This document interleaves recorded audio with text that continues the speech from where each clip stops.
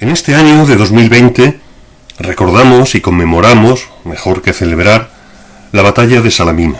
Salamina se libró en aguas cercanas a Atenas en el año 480 a.C. por una flota combinada de las ciudades griegas que derrotó a la armada del imperio persa aqueménida, de manera decisiva, al menos a corto plazo. Armada persa que por otra parte contaba entre sus filas, debemos recordarle, con más de un centenar de navíos tripulados por griegos del este, súbditos del gran rey. Y sin duda, uno de los protagonistas importantes, relevantes de esta conmemoración será esta hermosura de barco, ágil, elegante, la Olympias, una trireme perfectamente funcional. La trireme fue, en época de las guerras médicas, el barco de guerra especializado, más potente y más poderoso, y el núcleo de las armadas de ambos contendientes, en la batalla de Salamina y en todas las guerras del periodo. Pues bien, muchos estados modernos encuentran en el pasado las raíces de su propia identidad, y esa sensación de vinculación es especialmente notable en Grecia, que mira hacia la cultura, la filosofía, el arte de su pasado y también hacia sus hazañas militares en este sentido. La vinculación, además, de estas hazañas narradas en obras literarias como las de Esquilo, que se recuerdan también en estas jornadas, muestra esta estrecha vinculación de cultura y glorias militares. Bien, este barco que vemos en la imagen es una fragata de la clase Hydra, la 455, llamada precisamente Salamina, para recordar aquella batalla del pasado que para muchos, ayer y hoy, preservó la libertad de muchas ciudades griegas y con ellas el mismo concepto de democracia. La armada griega actual es potente, es numerosa, y si observamos la lista de sus barcos en activo encontraremos que, junto con flotillas de submarinos, de fragatas, aparece la Olympias entre los barcos en servicio activo, basada en el puerto del Pireo, en la base naval, y con comandante y dotación asignados.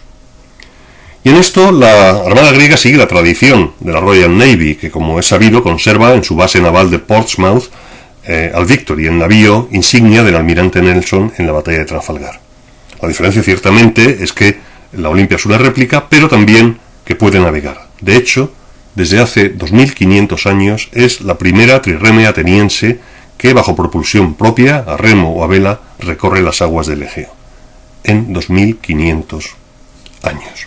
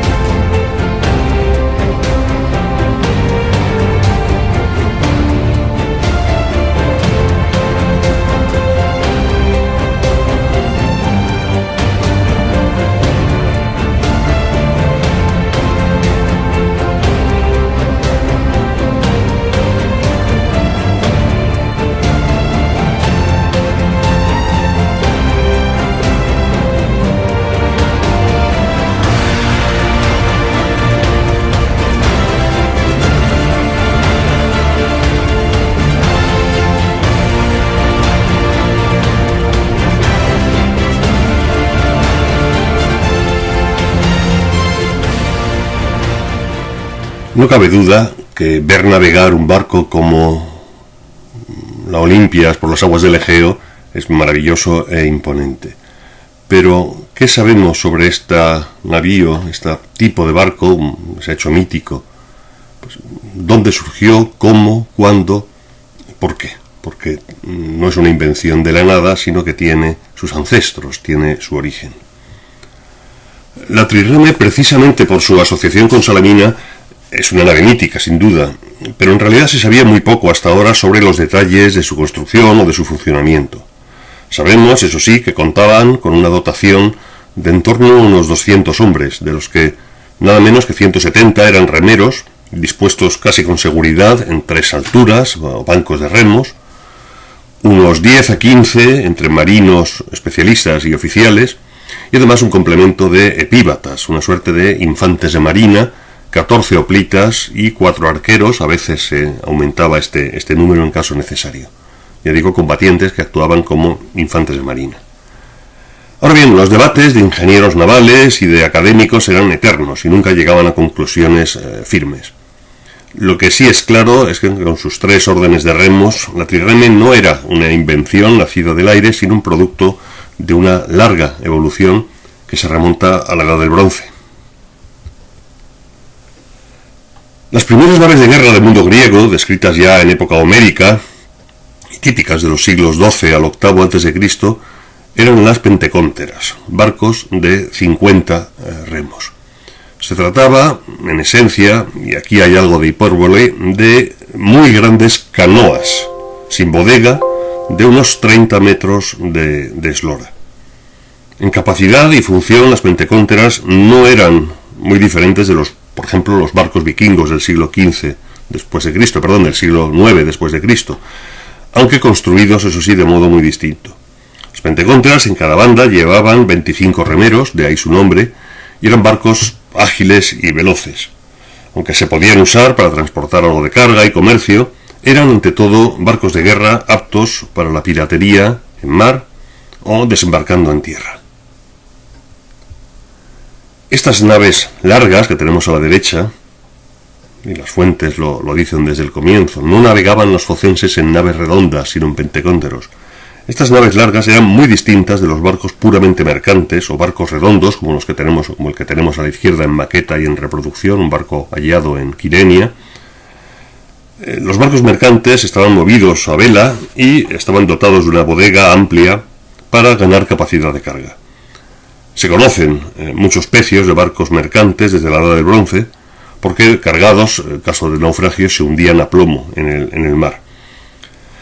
Sin embargo, los barcos de guerra simplemente se deshacían, y es pues raro encontrar sus restos, salvo quizá los de sus espolones de bronce, como los muchos que se están encontrando en los últimos años en las costas de Sicilia, testimonio además de la última gran batalla naval de la Primera Guerra Púnica, en el siglo III a.C.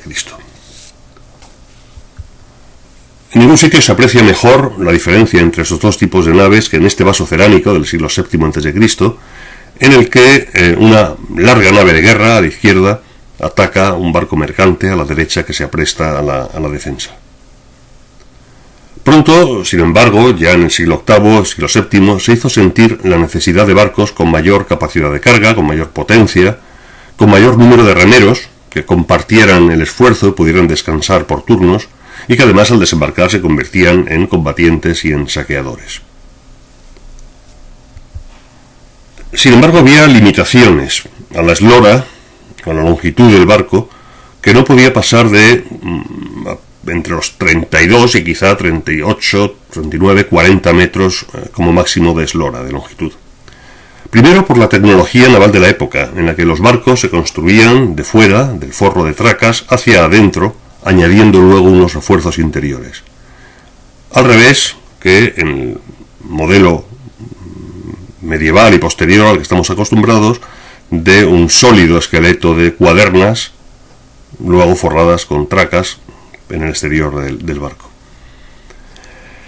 De hecho, y salvo experimentos muy poco prácticos de algunos reinos helenísticos posteriores, en toda la antigüedad no se superó esta eslora máxima en torno a 40 metros, incluso en los grandes quinquerremes de guerra de los siglos III, II a.C., helenísticos, romanos, cartagineses, donde lo que se hizo fue no aumentar el número de remos en cada banda, no el número de órdenes de remos, sino simplemente añadir más remeros a cada remo, en lugar de un remero por remo, 2, incluso 3, para no multiplicar, no hacer crecer en exceso la eslora del barco. En segundo lugar, las limitaciones de tamaño venían dadas porque los senos y las crestas de las olas de gran longitud crean lo que se llama quebranto, cuando popa y proa quedan en el aire, o arrufo, cuando el centro del barco queda en el aire sobre el seno de la ola. Y esto sometía a graves tensiones y compresiones a la estructura de cualquier barco, y en mala mar, en caso de mala mar en el Mediterráneo, la experiencia dictaba que barcos de más de unos 100 pies o poco más corrían peligro de quebrarse. Esto, en parte, se solucionaba, ya digo que solamente parcialmente, con grandes cabos, grandes sogas y pozómata que ayudaban a mantener la rigidez y la solidez de la estructura. Por todo ello, la solución a que llegaron los arquitectos navales, que querían aumentar la dotación de los barcos y su capacidad y su potencia, pero sin sobrepasar cierta eslora, fue, hacia fines del siglo VIII a.C., crear la birreme, un barco con 2 niveles de remos a 2 alturas. Quizá el invento fue fenicio, y una de las primeras imágenes aparece, como vemos aquí, en uno de los palacios asirios de Nínive. Este sistema duplicaba la propulsión, aunque no la velocidad del barco, que no se duplicaba ni mucho menos, permitía el descanso de bancadas de remeros, daba picos de velocidad mayores, aumentaba la capacidad de carga y de la propia dotación. Y además todo ello permitía una maniobrabilidad mayor que en un barco de mayor eslora, capacidad de girar sobre sí mismo en mucho menos espacio. El modelo de la birreme se extendió pronto por todo el Mediterráneo oriental y central, y los griegos desarrollaron sus propias variantes. Y así, en la carrera por conseguir cada vez mayor capacidad, surgió en el siglo VII a.C. la trirreme, que es la lógica evolución de la birreme, pero manteniendo similar eslora, pero ahora con 3 niveles de entre 25, máximo 30 remos en cada nivel, y cada remo manejado por un solo remero. La trirreme era un barco mucho más complejo y costoso que la pentecóntera, por lo que su adopción por los distintos estados y las distintas ciudades fue lenta. Su capacidad, lo hemos dicho, llegaba a más de 200 tripulantes, de ellos unos 170 remeros. Se discute si la trirreme apareció en Fenicia, en la Jonia o quizá en la Grecia continental, donde Corinto, que es la potencia comercial del momento en el siglo VII, es el mejor candidato. Al menos Tucídides así lo creía, puesto que escribió: se dice que los corintios fueron los primeros en ocuparse de las construcciones navales con técnicas muy semejantes a las actuales, escribiendo desde el siglo V a.C., y que las primeras trirremes de Grecia se construyeron en Corinto. Lo dice en 1.13.2. Bueno, pues en todo caso, desde el Renacimiento existe una gran discusión entre ingenieros navales, arqueólogos, clasicistas, sobre los detalles de la construcción de una trirreme, y no solamente de los detalles, sino incluso sobre aspectos básicos. Hay quien incluso que discute que tuviera 3 órdenes de remos, el caso de Tilley, por ejemplo. Los textos clásicos son escuetos o ambiguos. Los autores conocían la trirreme de sobra y no veían la necesidad de explicar todos los detalles de su funcionamiento, y las imágenes a menudo lo son también, como ocurre con el llamado relieve Lenormand de finales del siglo V, que se conserva en el Museo de la Acrópolis, lugar donde fue hallado, me refiero a la Acrópolis, en 1852. Lo cierto es que la interpretación de las cuestiones más generales y las de mayor detalle ha dado lugar desde muchísimo tiempo a debates eruditos. Por poner un solo ejemplo, durante mucho tiempo se creyó que los bancos de remeros de una trirreme se disponían como en la imagen de la izquierda, con el remero del interior en el puesto más alto y el exterior, el más pegado al costado del barco, en el puesto más bajo. Claro, esto exigía remos de diferente longitud, lo que haría la boga coordinada y cadenciosa mucho más difícil. Los experimentos de la Olympias demuestran satisfactoriamente que la disposición era más bien como a la derecha, es decir, inversa, con el remero más exterior en la parte más alta. Y además esto explica la galería postiza, alta y saliente que aparece en muchos imágenes de trirremes griegas, la parexeiresia, solución que sin aumentar la manga, es decir, la anchura del casco del barco, permite una boga mucho más eficaz con remos de la misma longitud. De hecho, hay quien piensa que esta es precisamente una de las mayores diferencias entre las trirremes griegas atenienses de la derecha y las de modelo fenicio o egipcio de mayor manga, de mayor altura, más masiva, que sería el modelo que aparece a la izquierda, con remos además más largos y con longitudes relativamente diferentes. Bueno, pues valga esto como ejemplo de las múltiples discusiones en torno a la estructura y a las capacidades de la trirreme, y que la Olympias ha contribuido a solucionar, aunque nunca, lógicamente, a gusto de todos. Porque, en efecto, la Olympias, que ahora nos ocupa, es un gran y carísimo proyecto de arqueología experimental que surgió de la colaboración de Wells, un mecenas privado entusiasta, era banquero y también historiador aficionado de calidad, con varios académicos, John Morrison, Charles Willink, luego Boris Rankov, y también un arquitecto naval, John Coates. Y todos ellos se mostraron dispuestos a solucionar de manera experimental y a lo grande, sin duda, el problema de la trirreme. Así que unieron fuerzas mediante una fundación o fideicomiso, la Trieres Trust, y entre el año 85 y 1987 construyeron el barco en el Pireo nada menos. La Olympias mide casi 37 metros de eslora y 5 metros y medio de manga. Está pues, por tanto, diseñado, entre otras cosas, de modo que hubiera cabido en las rampas del antiguo puerto de guerra del Pireo. En conjunto, su estructura, sus detalles corresponden con los datos de que disponemos y, además, son consistentes con todos ellos, aunque no sean documentados de manera directa. Eso sí, se han documentado o se han identificado detalles y aspectos a mejorar o a cambiar si se llegara a construir una versión 2 de la Olympias, quizá una Salaminia, el nombre del barco correo oficial estatal de Atenas, aunque dado el coste enorme es muy improbable que se llegue a construir una segunda trirreme. La Olympias hizo pruebas de mar en 4 ocasiones, entre 1987 y 1994, y ahora está otra vez en el agua. Se hizo con remeros voluntarios, algunos de los cuales habían ensayado en seco, en tierra, del mismo modo que lo habían hecho los romanos durante la primera guerra púnica, mientras se construía de la nada una flota romana a partir de un barco cartaginés encallado. Les enseñaban los romanos a sus remeros novatos a remar del siguiente modo, exactamente igual que se hizo en Greenwich mientras se construía la Olympias. Hacían sentar en los barcos de remeros dispuestos en el suelo a los hombres ordenados según luego estarían en los asientos de sus naves, y habituaban a todos a echarse hacia atrás mientras movían los brazos. Pues bien, con remeros voluntarios y poco entrenados en ese trabajo colectivo, no se han conseguido alcanzar las velocidades que se mencionan o se estiman a partir de las fuentes antiguas, pero al menos en el año 87 la Olympias consiguió dar a remo y en sprint 8,3 nudos, casi 17-18 km por hora, lo cual es una muy estimable velocidad, y consiguió también invertir el rumbo, es decir, girar 180 grados sobre sí misma en un arco menor a 2 veces y media su eslora.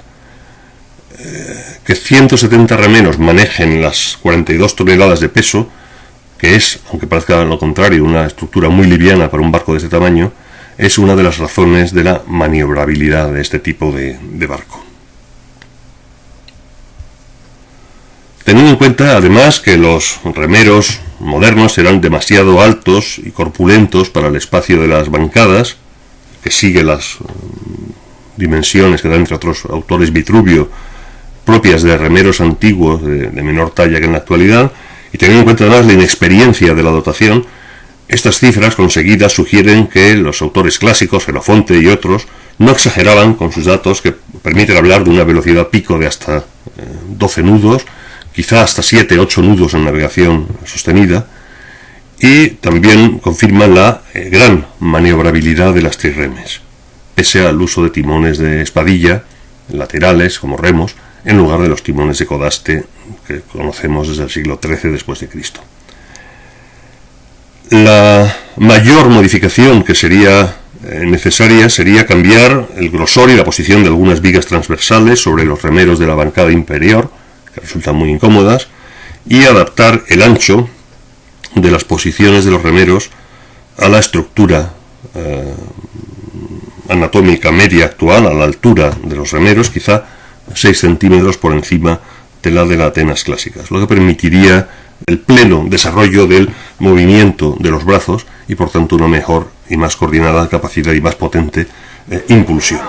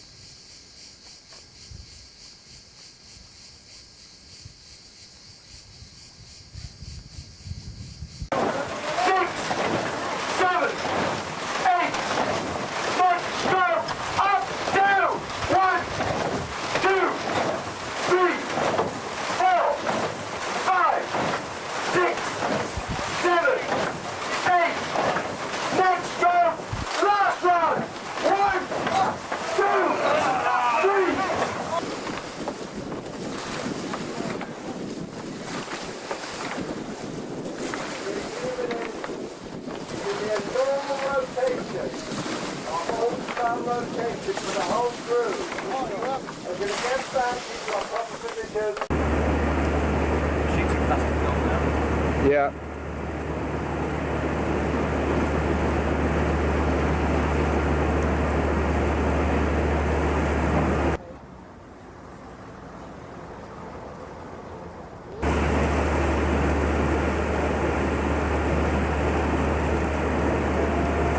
Es ciertamente maravilloso ver navegar la Olimpias con el esfuerzo de sus remeros voluntarios por el Egeo en la actualidad. Como vimos al principio, lo que comenzó como un debate académico entre especialistas sobre las características de la trireme, debate que se dio, entre otros sitios, en la mítica sección de cartas al director del periódico diario The Times, lo que comenzó, insisto, como un debate académico, evolucionó hacia una de las mayores investigaciones y más costosas investigaciones de arqueología experimental nunca realizadas. Pero es que además, y como se ve en la imagen, la Armada griega se dio cuenta de inmediato, desde el principio, de la importancia simbólica del proyecto y lo apoyó con decisión, finalmente integrando el propio barco en las filas de la Armada griega moderna. Así pues, la Olimpias es hoy el sueño de un arqueólogo naval, un motivo de orgullo para la Armada griega y placer y privilegio para aficionados y público que la observan en puerto surcando el Egeo y aún incluso otras aguas, como las británicas. Todos quedan extasiados al ver de nuevo, tras 2500 años, una trireme surcando el agua, sus velas, sus remos desplegados, su espolón de bronce brillando al sol y sus grandes ojos oteando protectores el mar, quizá en busca ávida de los navíos de la flota persa.